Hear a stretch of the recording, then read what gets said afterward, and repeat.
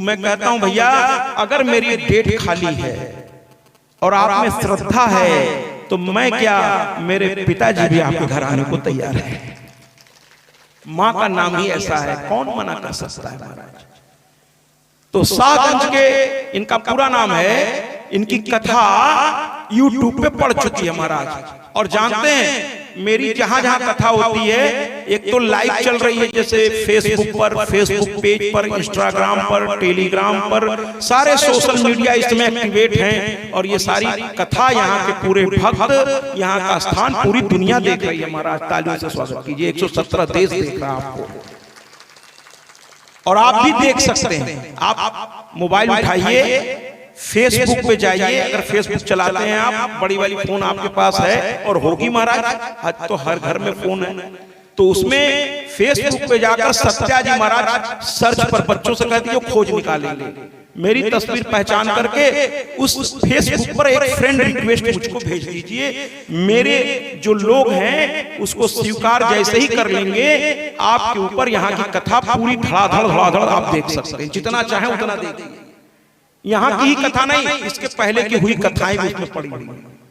तो एक तो फेसबुक से आप जुड़ जाइए, और दूसरा यूट्यूब, अपने बच्चों से कहिए यूट्यूब बहुत बड़ा चैनल है यूट्यूब, वो उसमें भी सर्च पर जाइए और सत्या जी महाराज कहिए, सत्या जी महाराज।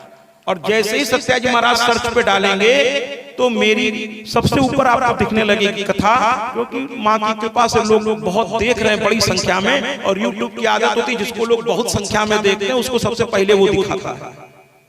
तो सर्च पर जाकर बस सत्या जी महाराज के सबसे ऊपर माँ की कृपा से ये श्रीमद् देवी भागवत, मैं नहीं कहूंगा मैं दिख रहा हूँ, श्रीमद् देवी भागवत दिख रहा है सबसे ऊपर, उसको प्ले करिए। उसके नीचे सब्सक्राइब, बच्चे आपके जानते होंगे, सब्सक्राइब कर देने से बार बार खोजना नहीं पड़ेगा, सर्च पे बार बार जाने की जरूरत नहीं पड़ेगी। सब्सक्राइब कर दीजिए और बगल में एक घंटी बनी होती है उसको दबा दीजिए, सब्सक्राइब दबा दीजिए और बेलकॉन इसको बोलते हैं घंटी। तो जो भी कथा मिलेगी जब भी YouTube पे चढ़ेगी, यहाँ वाली जो कथा है बाकी सोशल मीडिया पे आप अभी देख लीजिए, लेकिन YouTube एक बहुत बड़ा मंच है तो उसमें और सजाकर हम लोग पेश करते हैं, और सजाकर।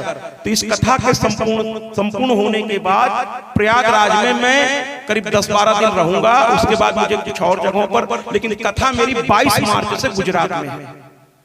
तो उस 9 दिन में स्टूडियो में मुझे बैठना पड़ेगा और बड़े स्क्रीन पर यहाँ की कथा को देखकर एडिटिंग इत्यादि करवानी पड़ती है, क्योंकि ये बड़े पैमाने पर जाएगा पूरा जो है। और उसमें मतलब वो पब्लिक के लिए ओपन होता है, कोई भी कभी भी YouTube पे सर्च करके सत्या जी महाराज को खोज के उसको सब्सक्राइब करवाइए बच्चों से और बेल आइकन दबा दीजिए, और आपको एक एक चीज मिलती रहेगी। और फेसबुक से जुड़ने का एक फायदा आपको और होगा, फेसबुक पे आप पता करते रहेंगे, मेरा जीवन खुली किताब की तरह है महाराज, मेरे पास छुपाने के लिए कुछ भी नहीं है। तो फेसबुक से जुड़ते ही आपको पता चलता रहेगा मैं इस समय कहाँ हूँ, मैं क्या कर रहा हूँ, मेरी कथाएं कहाँ चल रही हैं, वो सभी कुछ आपको पता चलता रहेगा। गुजरात की भी कथा का आप यहीं से बैठे बैठे आनंद लेंगे, या उसके आगे बांदा में कथा है, उसके आगे और भी जहां जहां मैया ले जाएगी, आप सारे कथाओं का आनंद लेते रहेंगे। एक बार नहीं, बार बार मैया की कथा सुनने का सौभाग्य मिलता रहेगा। तो फेसबुक से जुड़ जाइए, और YouTube से जुड़ने से आपको एक साथ 9 दिन की पूरी कथा एक साथ मिल जाएगी। उससे भी जुड़ जाइए, उससे भी जुड़ जाइए। तो YouTube और फेसबुक, बाकी चीजों को छोड़ दीजिए। बाकी जो बहुत बुद्धिजीवी हैं वो ट्विटर से भी जुड़ जाते हैं, इंस्टाग्राम से भी जुड़ जाते हैं, टेलीग्राम से, उतने झमेले में नहीं पड़िए। फेसबुक और YouTube बस इन दोनों से जुड़ जाइए। यहाँ की कथा फेसबुक पे तुरंत मिलेगी, YouTube की 15 दिन बाद मिल जाएगी आपको, यहाँ की कथा 15 दिन बाद। तो आप कहेंगे YouTube पे इस समय क्या मिलेगा, तो YouTube पर यहाँ से आने से पहले तक की कथा, कोरोना काल के बाद की करीब 250 घंटे की कथा YouTube पे पड़ी हुई है, उसका भी आनंद आप लोग लीजिए। अलग अलग जगह पर जहां जहां मैंने कथा की वो सब उस पे पड़ी हुई है, कोरोना काल के बाद आधे घंटे की क्लिपिंग में मौजूद है। तो मैं बात कर रहा था आजमगढ़ के डॉक्टर अखिलेश कुमार गुप्ता की। तो बड़ी श्रद्धा से इन्होंने अपने बल पर, बल्कि जब मैं ये कहूंगा तो वही बार बार कहेंगे मेरे अपना बल कुछ नहीं महाराज, एक तो आपका आशीर्वाद और दूसरी मैया की कृपा थी जो इतनी भव्य कथा मेरे आंगन में आपके द्वारा हुआ, मैया की जोत जल गई। बड़े खुश। अब डॉक्टर साहब आप भी सुन लीजिए। अब आप सोच रहे हैं कि महाराज जी 9वें दिन हमको कोई याद किए उस कथा में, सुनेंगे तो बड़ा जोर से हंसेंगे। तो 9वें दिन में इसलिए आपको याद कर रहा हूं इस कथा में, अगर पहले दिन कथा में आपको याद कर देता तो आप ऐसे ही रोज एक मैसेज मुझको व्हाट्सएप पर भेज रहे हैं, सोशल मीडिया पर रोज आप भेज रहे हैं महाराज जी मुझसे बात करिए, बिना आपसे बात किए मुझे बेचैनी होने लगती है। हमने डॉक्टर साहब कहा था आपको मेरी आदत मत डालिए, मैं परदेसी हूँ, परदेसियों से नाखियां लड़ाना, एक दिन तो उसे अपने ही घर जाना, मुझसे दिल मत लगाइए क्योंकि मैं जोगी हूँ, घूमता रहता हूँ और कथाओं में मेरी व्यस्तता बहुत होती। डॉक्टर साहब आपको जानते हैं, आपके घर में आपने पंडाल में सबसे कहा था कि अगर सोने की प्रतिबद्धता ना होती, यानी सोना जीवन में जरूरी ना होता, तो हमारे ये महाराज जी, आप ही के कहे हुए वचन है डॉक्टर साहब कि हमारे इन महाराज जी को कोई छोड़ता ही नहीं है महाराज। मतलब रात को 10-10, 12-12 बजे तक लोग उनको घेर के बैठे रहते हैं। अंत में डॉक्टर साहब को आना पड़ता था जहां उन्होंने मुझको ठहराया था अपने ही घर में, बहुत अच्छे इनके रिश्तेदार बैठे रहते, हाथ जोड़ कर डॉक्टर थे, अब महाराज जी को थोड़ा सो लेने दीजिए। अरे ये तो प्रेमी है, किसी को नहीं मना करेंगे, लेकिन आप लोग तो समझिए, अब इनको सोने दीजिए, दिन भर थके हैं। तो महाराज कथाओं में बड़े प्यार से बुलाते हैं, समय का अभाव रहता है, कथा करता हूँ या भक्तों से मिलता रहता हूँ, कोई दुखी होके आता है, कोई आनंद में आता है, तो कथा में व्यस्तता रहती है डॉक्टर साहब। इसलिए क्षमा चाहता हूँ कि पहले दिन मैंने आपका चर्चा इस कथा में नहीं की, आज 9वें दिन इसलिए कर रहा हूँ कि आज के बाद कुछ दिन अब खाली रहूंगा, तो चर्चा होती मुझे पता है आपका फोन तुरंत मेरे पास आएगा, तो मैं अब बात कर सकूंगा, अब मैं कल से खाली रहूंगा, लेकिन अभी मत फोन करिएगा क्योंकि लाइव जारी हो, सुन रहे होंगे।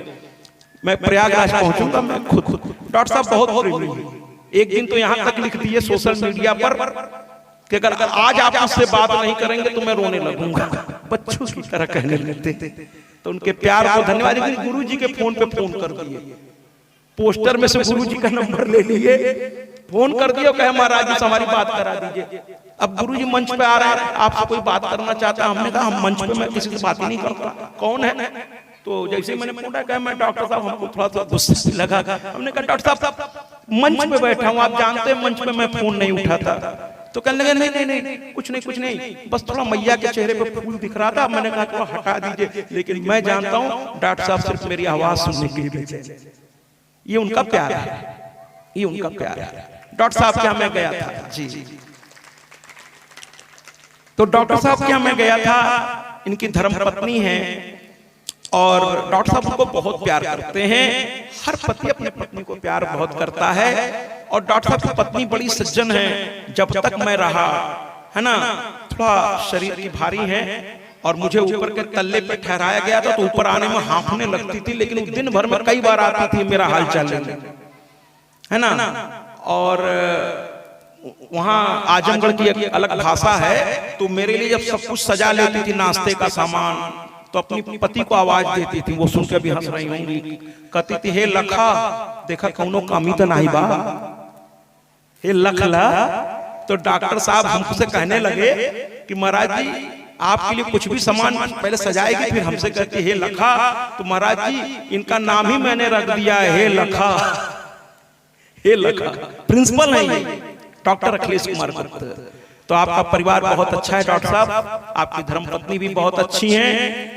कथा समाप्ति के बाद प्रयागराज पहुंचने के बाद जब उनका फोन आया तो कहने लगे महाराज जी आप जब तक थे 10 दिन मेरे घर अब ये उनके वचन है, मेरा घर मंदिर हो गया था, और मेरा घर पूरे गांव में, पूरे उस एरिया में इतना महत्वपूर्ण कि हर आदमी उस घर की ओर चल पड़ा था कि आपसे मिलना है महाराज जी। और हम लोग बैठकर गौरवान्वित महसूस करते थे कि आपसे ले जाकर के मिलवाते मिलवाते हम अपने आप को गौरवान्वित महसूस करते थे।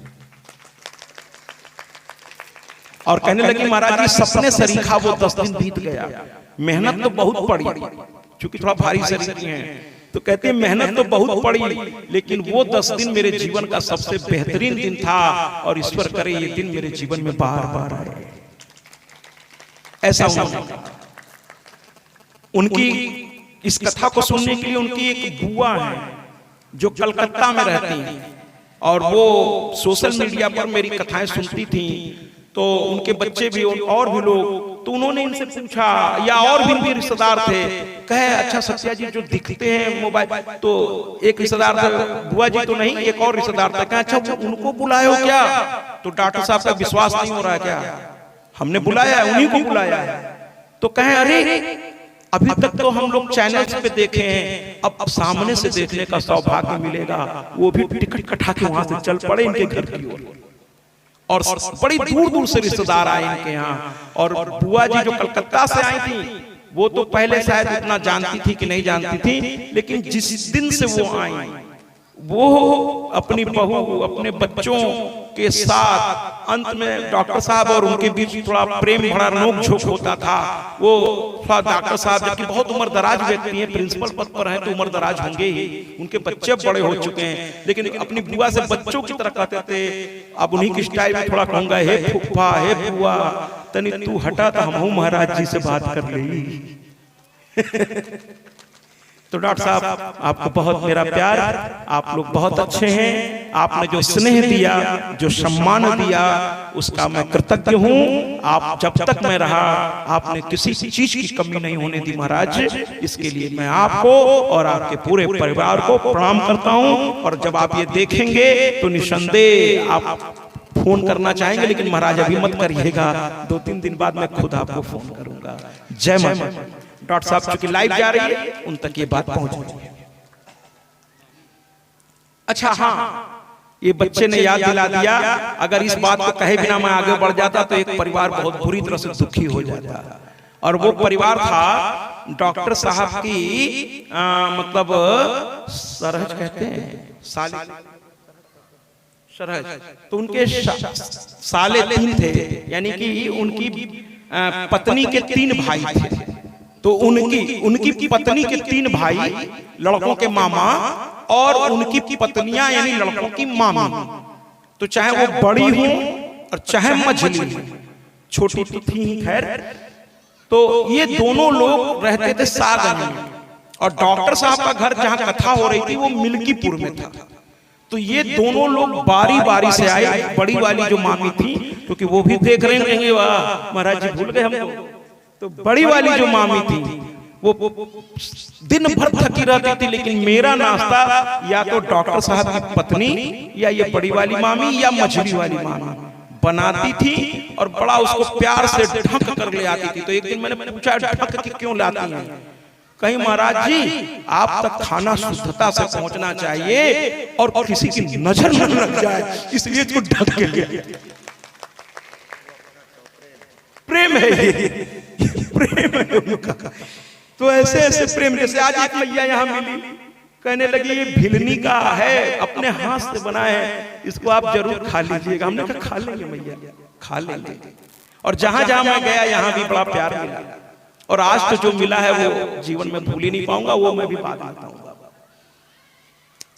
तो कुल मिलाकर बड़ी मामी और मझली मामी को भी मैं प्रणाम करता हूँ। छोटी वाली भी दुखी ना हो।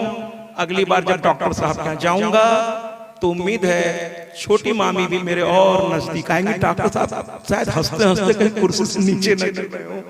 जय माता। आइए चलें कथा की। जैसे जैसे मैं आगे बढ़ता हूँ मेरा परिवार बढ़ता जा रहा है महाराज। एक बार किसी ने पूछा आपका एक ही लड़का है? हमने कहा देखिए मेरे शरीर से एक लड़का है, वो इंजीनियर है, लेकिन जहां तक मेरे परिवार का सवाल है तो मेरा परिवार तो वसुधैव कुटुंबकम, पूरा भारत नहीं पूरा देश, जो माँ के भक्त है सब मेरे अपने। जैसे जैसे ये यात्रा कथा वाली बढ़ती जा रही है, कितने परिवार जुड़ते चले जा रहे हैं, कितने परिवार। यहाँ देखिए कई परिवार जुड़ गए। अभी जाते जाते देखिए क्या तमाशा होता है, ये बड़ा आनंददायक होता है। आज एक माँ दर्शन करके आ रहे थे, मिल गई, कहें अब उनके शब्द हैं, कह लेंगे भगवान जा रहे हैं क्या? हमने कहा नहीं भैया आज कथा है मेरी। तो कहे अभी रुकेंगे ना? तो हमने कहा आज तो रुकेंगे, कल सुबह 9:30 तक यहाँ से निकल जाएंगे, क्योंकि 2 तारीख को राजस्थान के कुछ प्रतिनिधि मंडल हमसे मिलने आ रहे हैं, उनके यहाँ भी कथा जानी है। फिर गुजरात, तो आगे की भी जिम्मेदारियां मेरे ऊपर, मुझे जाना पड़ेगा। तो कुल मिलाकर के अब आगे की कथा बढ़ाते हैं। तो स्वधा देवी भी आ गई, स्वाहा देवी भी आ गई। बोलिए ना स्वधा मैया की, स्वधा मैया की, स्वधा मैया की। आइए अब आगे चलते हैं। स्वाहा स्वधा। अब जरा दक्षिणा की कथा सुन लीजिए। पंडित जी लोग कहते हैं ना दक्षिणा दीजिए। पंडित जी लोग अगर आप मेरी आवाज सुन रहे हो तो वहीं से बैठे बैठे इस कथा का आनंद लीजिएगा। अब मैं आपकी बात पब्लिक तक पहुंचाने का प्रयास कर रहा हूं। दिनेश जी, आप लोग जो कहते हैं जजमान से दक्षिणा चढ़ाइए महाराज, तो ये मनमानी नहीं है। पंडित जी अपने मन से नहीं कहते, शास्त्र में इसका वर्णन है। कल मैं अनिल जी के आदरणीय पिताजी के घर गया था, और जैसा कि मैं कह चुका हूं वो माँ के पूजा ये था, माँ दक्षिणा। ये पंडित जी लोग कहते हैं कि भैया दक्षिणा चढ़ाइए, तो कुछ लोग चिढ़ जाते हैं, अरे महाराज जी जब देखिए यहाँ दक्षिणा दीजिए, यहाँ कुछ चढ़ाइए। ये पंडित जी लोगों की मजबूरी है। हाँ, मैं मानता हूं कि कुछ पंडित कुछ इसकी आड़ में कुछ ज्यादा कर बैठते हैं, लेकिन हकीकत में शास्त्र दक्षिणा का विधान किया हुआ है महाराज। मैं बता तो रहा हूं कि कल मैं पंडित अनिल कुमार दुबे जी के पिताजी के पास गया था, और जब मैं भोजन करके निकलने लगा तो वो मेरे हाथ में दक्षिणा रखने लगे। तो मैंने कहा कि आप मत दीजिए। तो कहे अगर दूंगा नहीं तो ये जो आपका आना है मेरे घर में, आपके चौंक पड़े, वो बहुत अच्छा है, लेकिन उसका पूर्ण फल हमें प्राप्त नहीं होगा। हमने कहा क्यों महाराज, क्यों नहीं होगा आपको? तो कहने लगे आप तो स्वयं विद्वान हैं, आप जानते हैं कि दक्षिणा के बिना फल प्राप्त नहीं होता महाराज। तो मुझे हंसी आ गई। मैंने कहा ठीक है, आप मुझे दक्षिणा देना चाहते हैं तो ऐसा कोई दक्षिणा दीजिए जो आज तक मुझे किसी ने न दिया हो। मुझे पता है कि माँ का श्रृंगार वो करते हैं, माँ के चंदन इत्यादि वो लगाते हैं। वो समझ गए मेरा इशारा, कहे आप तक पहुंच जाएगा। हमने कहा माँ का वो चंदन, माँ का वो रोली, अगर वो दे देंगे तो वो दूसरा आपके सिवा मुझे कोई दे ही नहीं सकता है, इसलिए मुझे आप वो दीजिए। तो कहने लगे वो तो मैं दे दूंगा आपको, लेकिन ये दक्षिणा लीजिए वरना हम दुखी हो। हम कह अगर आप दुखी हो जाएंगे तब तो मुझे लेना ही पड़ेगा। फिर उनके पुत्र से मैं ले लिया, क्योंकि वो शास्त्रों के जानकार हैं, इसलिए उन्होंने जोर दिया इस बात पर, तो मैंने उसको स्वीकार किया। बाकी तो सब मैया की कृपा है। तो कुल मिलाकर के महाराज हम जो कह रहे हैं उसको ध्यान से सुनिएगा। ये माइक खुला हुआ पूरा, क्योंकि आगे जो मैं कहने जा रहा हूं वो सबको सुनने लायक है। कि जब ब्राह्मण कहे कि दक्षिणा दीजिए, तो मैं ये नहीं कहता हूं कि इतना दीजिए उतना दीजिए, लेकिन कुल मिलाकर के ब्राह्मण को बिना दक्षिणा दिए, चाहे वो 1 रुपया ही क्यों ना हो, उसको अपने घर से विदा मत कीजिएगा, पहली चीज। और अगर भगवान ने आपको सामर्थ्य दिया है तो उसे संतुष्ट करने का प्रयास करिए। नहीं सामर्थ्य दिया है तो जो पान फूल है उसको दे के प्रणाम करिएगा। लेकिन देखिए पूजा पाठ में कंजूसी नहीं करना चाहिए महाराज। जिस भगवान ने हमें सांसें दी हैं, जिस भगवान की शक्ति से आज मेरा पूरा संसार चल रहा है, आपका घर चल रहा है, और जब उसी भगवान की बारी आती है तो हम कोशिश करते हैं कि जितना कम से कम में निपट जाए महाराज। मैं एक व्यक्ति का यहाँ नाम नहीं लूंगा, लेकिन मुझे किसी से भय नहीं है, लेकिन मुझे बताया गया महाराज कि वो सारा काम बिना दक्षिणा के कर रहे हैं। और मैं उनसे बता देना चाहता हूं कि अगर बिना दक्षिणा दिए, बिना गुरुदेव को कुछ दिए अगर आप यहाँ के कार्य को कर रहे हैं तो ये बोझ इतना भारी पड़ेगा महाराज, इसको उतारने में 100 जन्म भी कम पड़ जाएंगे। इसलिए यहाँ हवन की एक सामग्री उठाने से पहले गुरुदेव के चरणों में कुछ रखिए। अगर उनके पैसे के खरीदे हवन से आप हवन करेंगे महाराज तो उल्टा बहुत नुकसान हो जाएगा। ध्यान रखिएगा कि जब तक पूजा एक एक पत्ता वो आपकी मेहनत के पैसे का होना चाहिए। कोई और दे दे तो उसको मत चढ़ा दीजिए। मत चढ़ाइए, उसका कोई फायदा नहीं होगा भैया। आइए गुरुवर, आइए ना, बैठिए मंच पर, आइए थोड़ी देर के बैठिए। अच्छा ठीक ठीक ठीक ठीक। तो यहाँ जो हवन करने आ रहे हैं और जो नहीं आ रहे हैं वो तो महान आदमी है, उनकी तो बातें छोड़ दीजिए। तो उस हवन सामग्री को गुरुदेव ने व्यवस्था की है, तो कम से कम आप जो इच्छा हो उनकी झोली में डालिए और फिर उसके बाद उस हवन को प्रारंभ कीजिए, उसका पूरा फल आपको प्राप्त होगा। गुरुदेव ये थोड़ी कह रहे हैं कि इतना दीजिए उतना दीजिए उतना, वो तो कुछ कही नहीं रहे, वो तो बड़ा कम बोलते हैं महाराज, है ना। जो इच्छा हो उनको आप दे दीजिए, लेकिन दीजिए। इसी तरह मंदिर में जब जाइए, पुजारी जी के पास आप मिठाई देते हैं। हम तो इलाहाबाद की कथा में वहां बहुत बड़े बड़े लोग थे, हम के भैया जब आप जाते हैं तो कारों से, भैया इन बच्चों को कृपया जरा सा, तो बड़ी बड़ी कारों से आप लोग जाते हैं, बड़े लोग हैं, उसमें पेट्रोल ही इतना लग जाता होगा मंदिर तक जाने में, कुछ पूछिए नहीं। उसके बाद चूंकि आप बड़े लोग हैं तो आपके शौक भी काफी बड़े हैं, तो मिठाई भी आप खरीदेंगे तो काजू कतली खरीदेंगे, काजू से बनी हुई मिठाई जो हजारों रुपए में आती है। फल भी आप खरीदेंगे मंदिर में चढ़ाने के लिए, क्योंकि आप बुद्धिजीवी हैं, आप जानते हैं कि भगवान के घर और संत के घर खाली हाथ नहीं जाना चाहिए महाराज, नहीं जाना चाहिए। तो आप खरीदेंगे महाराज, काजू कतली फल सब कुछ खरीदेंगे, माला भी खूब महंगा खरीद लेंगे, और दोनों पति पत्नी, भगवान ने सब कुछ दिया है, कार से उतरेंगे ड्राइवर के साथ, ड्राइवर सारा कुछ लेगा, पंडित जी के सामने जाएंगे आप, पुजारी के सामने, और उनको पकड़ा देंगे, महाराज ये लीजिए चढ़ा दीजिए। महाराज जी ने चढ़ा भी दिया बिना आपसे कुछ पूछे, पूरा विधि विधान से जो वहां के पंडित पुजारी हैं उसको चढ़ा दिया, और वापस भगवान को उसको फूल रख करके या कुछ प्रसाद वापस आपको लौटा भी दिया। इसका पंडित जी ने कुछ नहीं कहा। बहुत से पंडित जी कुछ नहीं बोलते, बड़े शांत रहते हैं, लेकिन आप हजारों रुपए का मिठाई खरीद डाले, हजारों रुपए का खर्च कर डाले, लेकिन जब पंडित जी को दक्षिणा देने की बात आई तो आपने जेब में हाथ डाला, और कुछ लोग तो वो भी जरूरी नहीं समझते, पंडित जी दे दिए, पंडित जी को प्रणाम कर दिए, और एक आध लड्डू उसमें से निकाल के या एक आध मिठाई ऐसे देते हैं जैसे कितना बड़ा आसान कर रहे हो पंडित जी के ऊपर, है ना। हाथ में पंडित जी, कुछ स्वाभिमानी लोग होते कहते हैं हाथ में मत दीजिए, तो बर्तन उसमें डालना, नहीं डालना तो चले जाइए महाराज, तो वो और इसका चल देते। मैं उनसे पूछना चाहता हूं कि जो पंडित जी दिन भर, या ये गुरुदेव या और भी जो विद्वान लोग हैं, ये जो अनुष्ठान कर रहे हैं दिन भर, इसी में ये लोग व्यस्त हैं, इनका और कोई रोजी रोटी है क्या? ऐसा तो नहीं है ना कि दिन में ये पूजा करते हो रात में कुछ और करते हो महाराज, है ना। तो कुल मिलाकर के सब कुछ इनका इन्हीं से है, ये भगवान के पास है। तो अब आप कहेंगे भगवान के पास है तो भगवान देखें, तो अब इतने छोटे छोटे काम के लिए भगवान अगर आने लगेंगे तो फिर हम और आप किस काम के लिए हैं महाराज? फिर तो आप भी अपना देखिए, भगवान अगर देखेंगे इनको तो फिर आप अपना देखिए। फिर क्यों जाते हैं इनके पास कहने कि महाराज जी जरा कह दीजिए भगवान से हमको बड़ा दुख है। तो जो आपके पास हो, कभी मैंने नहीं कहा कि इतना दीजिए उतना दीजिए, लेकिन जब भी कोई चीज हो तो अपनी ओर से जो कुछ हो सके उनके चरणों में रख दीजिए।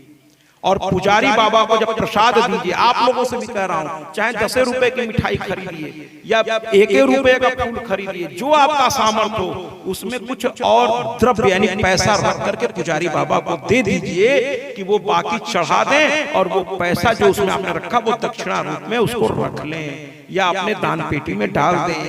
तब जाकर वो पूजा पूर्ण होगी। बिना दक्षिणा के कोई भी पूजा अधूरी है महाराज। और ये इस कथा से पूरी होने जा रही है। अभी सुना देता हूं कथा कि जब ब्रह्मा जी ने पितरों के लिए भोजन की व्यवस्था कर दी, मैंने कहा ना देवी भागवत बहुत आनंददायक है, देवताओं के लिए भोजन की व्यवस्था कर दी, तो फिर कुछ गृहस्थ पहुंच गए, कुछ गृहस्थ पहुंच गए, और वो ब्रह्मा जी के सभा में जाने के सामर्थ्य नहीं रखते थे, तो संतों को भेजा उन्होंने, संतों को भेजा। और जब संत वहां पहुंचे ब्रह्मा जी के पास, तो सब कहने लगे भाई तुम तो संत हो, तुम्हें क्या चिंता है? कहे महाराज आज मैं अपनी चिंता लेके नहीं। तो कहे फिर? कहे गृहस्थों की चिंता, वो गृहस्थ जो धर्म का काम करते हैं, जो रात दिन भगवान की पूजा पाठ करते हैं उनकी चिंता लेकर आया हूं। जो भोगी हैं, जो सिर्फ अपने लिए जीते हैं पशु की तरह, उनकी चिंता तो हम क्या भगवान भी नहीं करना चाहते, बाकी तो ईश्वर जाने। तो कहें आप किसकी चिंता, कहें उनकी चिंता लेकर आया हूं जो भगवान के भक्त और सबका सम्मान। ये जो हमारे पुजारी बाबा हैं यहाँ के जलपा मंदिर के, मैं उनके बारे में ज्यादा जानता नहीं है ना, लेकिन इस गांव के मंदिर में हमें नहीं लगता कि बहुत यहाँ चढ़ावा इत्यादि चढ़ाने वाले लोग होंगे। हैं तो एक से एक, लेकिन वो भाव शायद ही हो। हमारे पुजारी बाबा के वस्त्रों से भी पता चलता है कि क्या आर्थिक स्थिति है, लेकिन आज उनका दिल देखिए महाराज। ऐसे पुजारी बाबाओं के चरणों की धूल भी पड़ी, आज उनका दिल देखिए। जो यहाँ के बड़े बड़े पैसे वाले नहीं कर पाए महाराज, हमारे पुजारी बाबा ने आज मुझे ये शॉल प्रदान कर दिया। अब ये कैसे वो किए होंगे ये तो उनकी आत्मा ही जानती है महाराज, लेकिन मैं उनके चरणों और उनकी धर्मपत्नी को प्रणाम करता हूँ।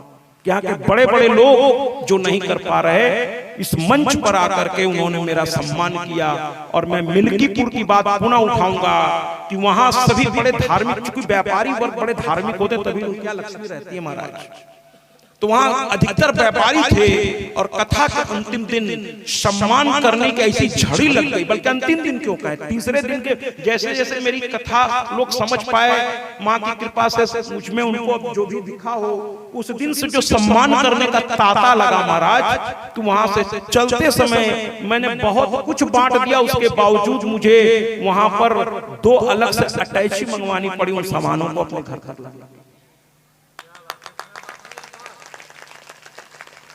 सालों के ढेर लग गए, सॉल, ये जो सॉल है इसके ढेर लग गए महाराज। नतीजा ये हुआ कि मैंने मजाक में कह दिया कि आप लोगों ने बड़ा एक आनंददायक काम किया है। तो सब कहने लगे महाराज क्या, हमने कहा इतने सारे सॉल दे दिए हैं कि अब अपने दुकान के बगल में मेरी एक सॉल की दुकान खुलवा दीजिए महाराज।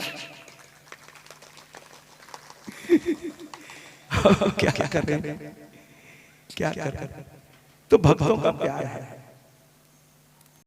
कहते ना जरा सा पुजारी बाबा पर और हर उस व्यक्ति पर जिसने मुझे प्यार दिया है।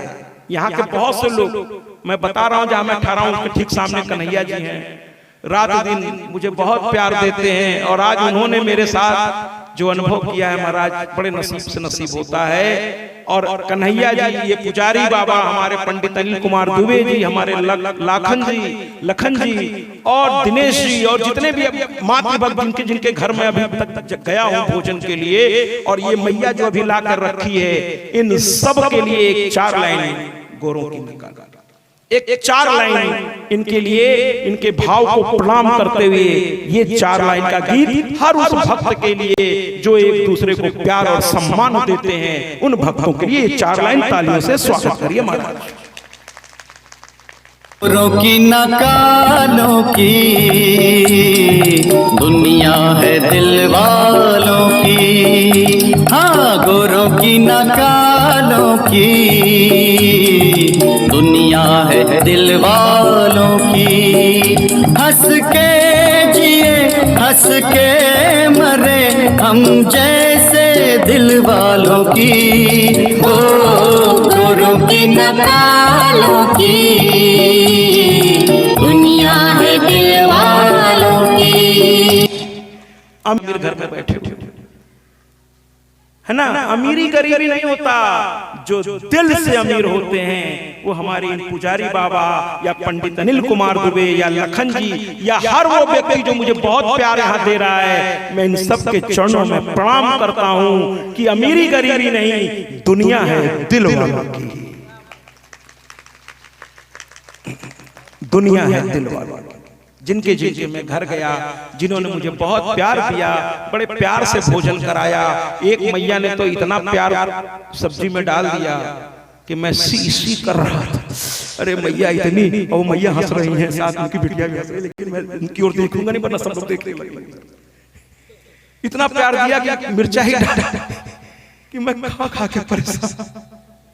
मैंने कहा मैया आपका प्यार महंगा पड़ रहा है, लेकिन बड़े प्यार से वो सब्जी बनी थी, बड़ी प्यारी सी पनीर की सब्जी। तो मैंने कई जगह खाई, लेकिन ऐसी सब्जी इतनी प्यारी, बहुत अच्छा लगा। बिटिया से मैंने कहा तुमने इसमें कुछ बनाया है? तो कहती नहीं, ससुराल से आए हैं तो यहाँ थोड़ा आराम करते हैं। अच्छा है, मैया है, राज करो, फिर ससुराल में पता चलेगा।